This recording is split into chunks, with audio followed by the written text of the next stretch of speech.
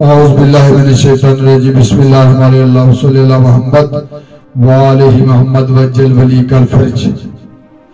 جمعرات کے دن کا چھوٹا سا عمل ہر دن بھی کر سکتے ہیں، لیکن خصوصاً جمعرات کو ضرور کریں۔ پہلے تو 2 رکعت نماز پڑھیں، مرحومین کی مغفرت کے لیے قربت اللہ،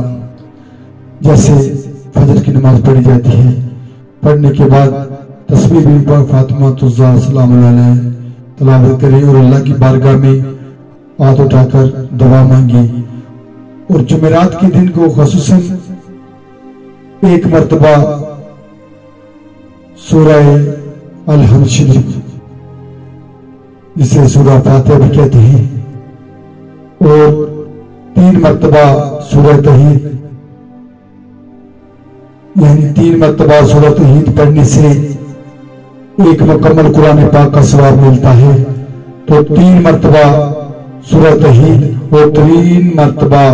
درود پاک محمد وآل محمد کی ذات پر پڑھ کر اللہ کی بارگاہ میں دعا کریں تو تمام مرحومین کے لیے جو دنیا سے جا چکے ہیں، مومن آدم علیہ السلام سے لے کر آج تک جتنے بھی مومن دنیا سے جا چکے ہیں، ان کے لیے کر سکتے ہیں۔ اور جس مومن اور مومنہ کی قبر میں پہلی رات تمام کائنات کے اندر جہاں جا بھی کوئی مومن جا چکا ہے دنیا چھوڑ کر، اس کے لیے جس کی پہلی رات ہو، جہاں بھی ہو، اس کے لیے جس ملک میں بھی ہو، جس جگہ میں بھی ہو، اس کے لیے دعا کرے۔ اس کے بعد اپنے والدین کے لیے دعا کریں،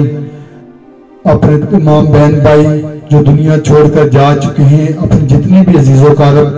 آپ کے گھر سے تعلق رکھنے والے، آپ کے خاندان سے تعلق رکھنے والے،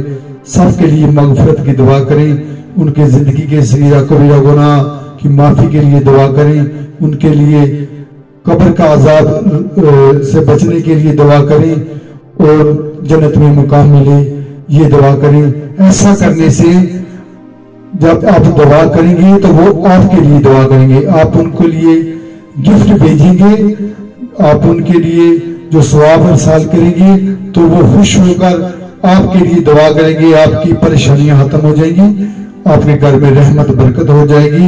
اور آپ کے رزق میں برکت ہو جائے گی اور آپ کی زندگی کے معاملات اچھے ہو جائیں گے۔ اللہ ہمارے اور آپ کے تمام بزرگ جو دنیا سے جا چکے ہیں، بڑے بچے، بوڑھے، جوان، زن و مرد، جتنے بھی دنیا فانی سے جا چکے ہیں، اللہ تمام کائنات کے مومنین اور مومنات کی